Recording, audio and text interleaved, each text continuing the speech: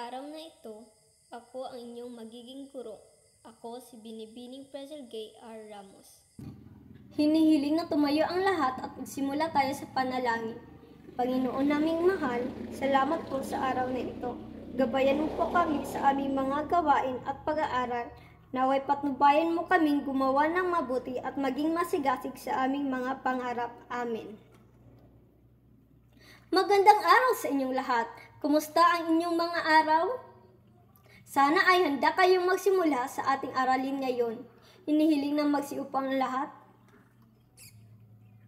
Kumpleto ba ang lahat? Pagtignan ang katabi kung siya ay naririto sa ating klase. Mabuti naman at walang lumiban sa klase. Bago tayo magpatuloy, sabay-sabay nating basahin at isa-isip ang mga alintutunin sa ating silid-aralan.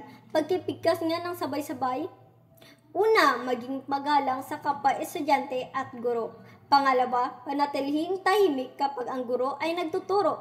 At ang pangatlo, panatilihing malinis ang silid-aralan. Naintindihan ba ng lahat ang ating mga alintutunin sa silid-aralan? Mabuti naman at oo ang inyong mga sagot. Sa ating huling aralin, ano ang ating tinalakay? Tama! Ang huling aralin natin ay patungkol sa paksa. Ano nga ba ulit ang paksa? Mahusay! Ang paksa ay ang pangunahing tema o punto ng isang pangungusap o pag-aaral. Ngayong araw, para sa ating pagganyak, sabay-sabay nating basahin ang isang kasabihan na ang pag-aaral ay susi sa tagumpay, kaya't huwag kang magsawang mag-aral ng mabuti. Pakiulit nga muli. Naengganyo ba ang lahat sa ating pagganyak? Kung gayon, simulan na natin ang pagtalakay sa ating aralin ngayong araw. Pamilyar ba ang lahat sa layunin sa pagsulat? Merong nakapamilyar at meron namang hindi. Ano nga ba ang expressive, formulary, imaginative, informative at persuasive na mga layunin sa pagsulat? Paano natin ito magagamit sa ating pang-araw-araw na buhay? Para kay James Kennedy, 1971, may 5 kategorya sa pagsulat na nagiging rason kung bakit nagsusulat ang tao. Ito ay ang sumusunod. Una, expressive, personal na pagsulat para maipahayag ang sarili. Maaari nating gamitin ito sa pag-araw-araw na buhay sa pamamagitan ng pagsulat ng personal na journey entries, diaries, vlogs, o pagpapadala ng personal na mensahe sa mga kaibigan at pamilya upang maipahayag ang ating mga damdamin at opinyon.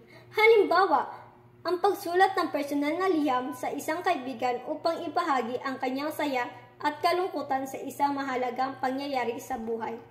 Pangalawa, formulary, isang mataas na standardisadong pagsulat katulad ng kasulatan, kasunduan sa negosyo, business, at iba pang traksyong legal, politikal, pang-ekonomiya na may sinusunod na format.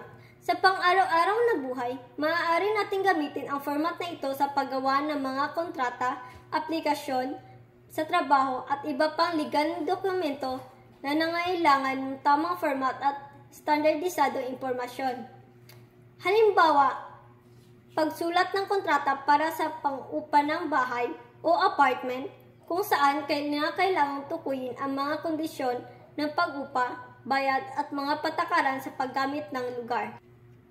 Pangatlo, imaginative, upang mabigyang ekspresyon ang mapanlikhang imahinasyon ng manunulat sa pagsulat ng mga dula, awit, tula, script at iba pa.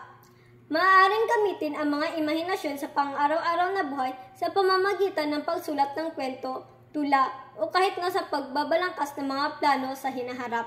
Halimbawa, ang pagsulat ng isang kwento para sa anak upang ipakita ang kahalagahan ng pagtatyaga at determinasyon sa pag-abot ng mga pangarap. Pang-apat, informative, upang mabigyan ng mahalagang impormasyon, datos at ebidensya.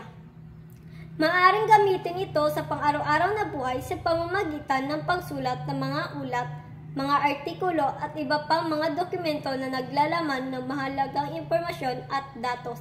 Halimbawa, ang pagsulat ng isang ulat sa trabaho tungkol sa mga natapos na proyekto at mga susunod na mga gawain.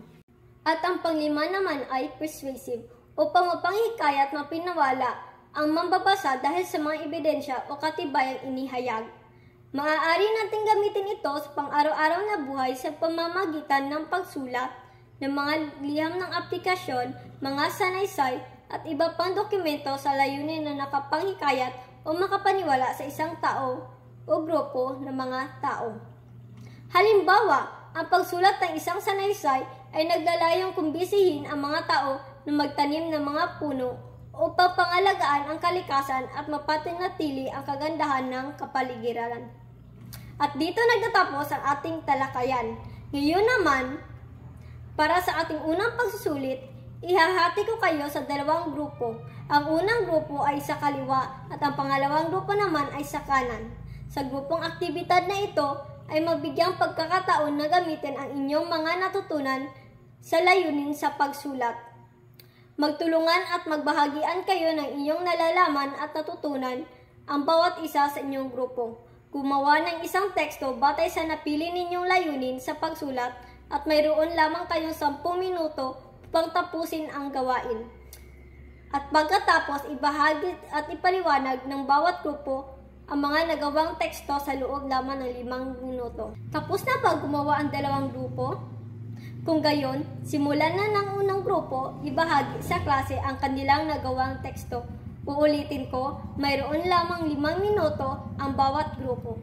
Maaari na kayong magsimula. Isipin na lang natin na tapos na ang unang grupo. Mahusay, mahusay. Bigyan natin sila ng 3 palakpak at tadyak. 1, 2, 3. 1, 2, 3. Maaari na kayong bumalik sa inyong mga upuan. Ngayon naman, oras na para simulang ibahagi ng pangalawang grupo ang kanilang nagawang teksto. Isipin natin tapos na rin ang 5 minuto. Mahusay, mahusay. Bigyan rin natin silang 3 palakpak at 3 tadyak. 1, 2, 3. 1, 2, 3. Maaari nang umupo ang lahat. Bilang inyong guro, ako'y nasisiyahan sa inyong mga presenta at halatang may natutunan nga kayo sa ating klase.